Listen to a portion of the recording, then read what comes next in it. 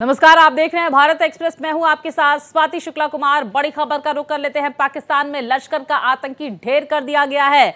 जमात उद दावा का top commander Abu कताल ढेर कर दिया गया। हाफिज सईद का करीबी था आतंकी अबू कताल। तो कल रात 8 बजे पाकिस्तान में अबू कताल की हत्या हुई। हमले में अबू कताल के एक साथी की भी मौत की खबर आ रही है। अज्ञात बाइक सवार ने गोली मारकर हत्या कर दी गई है अबू कताल की। तो देखिए, पीओके के झेलम इलाके में हुई आतंकी की हत्या। राजौरी हमले में शामिल था अबू कताल। रियासी हमले का मास्टरमाइंड था अबू कताल। तो देखिए, लाल घेरे में आप ये जो चेहरा देख रहे हैं, अबू कताल का ये चेहरा है जिसे ढेर कर दिया गया। एनआईए की तरफ से मोस्ट वांटेड लिस्ट में शामिल था अबू कताल। तो हाफिज सईद का राइट हैंड था अबू कताल। लंबे वक्त से फरार चल रहा था। ग्राफिक्स के जरिए अबू कताल के बारे में महत्वपूर्ण जानकारियां हम आप तक पहुंचा रहे हैं। एनआईए की चार्जशीट में अबू कताल का नाम शामिल था। सुरक्षा एजेंसीज को लंबे समय से अबू कताल की तलाश थी। तो देखिए, राजौरी हमले में शामिल था अबू कताल। इसी के साथ ही आपको बता दें कि रियासी आतंकी हमले का मास्टरमाइंड बताया जाता है अबू कताल। जम्मू कश्मीर में कई हमलों का मास्टरमाइंड था।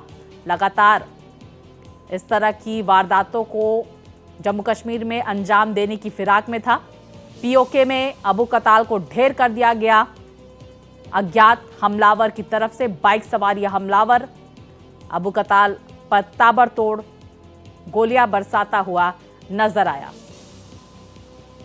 राजौरी हमले का में शामिल अबू कताल, रियासी हमले का मास्टरमाइंड अबू कताल ढेर कर दिया गया है। विस्तार से जानकारी के साथ मेरे सहयोगी विकास हमारे साथ जुड़ गए हैं। विकास, ये बड़ी जानकारी सामने निकल कर आ रही है पीओके से, जहां पर झेलम इलाके में अबू कताल को ढेर कर दिया गया है, जिसने रियासी के साथ साथ राजौरी हमले में भी भूमिका निभाई थी। हाफिज सईद का राइट हैंड कहा जाता था। जी बिल्कुल, ये एक बहुत बड़ी कामयाबी है। अब्दुल कताल और गाजी के नाम से जाना जाता था। लश्कर का एक टॉप का कमांडर था और इसके साथ एक और टॉप कमांडर है जिसके बारे में अभी पूरी जानकारी मिल पाई है। दो कमांडर हैं जो लश्कर तैयबा के, इनको ढेर कर दिया गया है कुछ लोगों के द्वारा। वो लोग कौन है इसके बारे में जानकारी नहीं। यही बताया जा रहा है कि वो मोटरसाइकिल पर सवार थे और आते हुए गोलियां बरसाई, जिनमें दोनों जो है मौत हो गई। कहीं ना कहीं लश्कर के लिए एक बहुत बड़ा झटका है और भारत के लिए एक बहुत बड़ी खुशखबरी भी है। बिल्कुल, देखिए, और विकास, लश्कर का ही एक मॉड्यूल था जो जम्मू कश्मीर में काफी ज्यादा आतंकी हमलों को अंजाम देता हुआ नजर आ रहा था। चाहे रियासी हमला हो, चाहे राजौरी हमला हो, और भी कई जिस तरह के हमले यहाँ पर सेना के काफिलों पर भी हुए थे।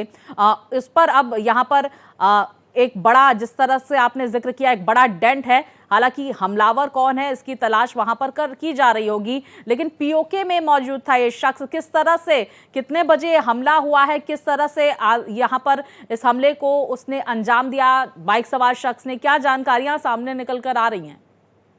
जो सूत्रों के बारे से खबर आ रही है उसके मुताबिक ये देर रात की खबर है। ये बाजार में कहीं घूम रहे थे तो वहां पर अचानक से युवक आते हैं और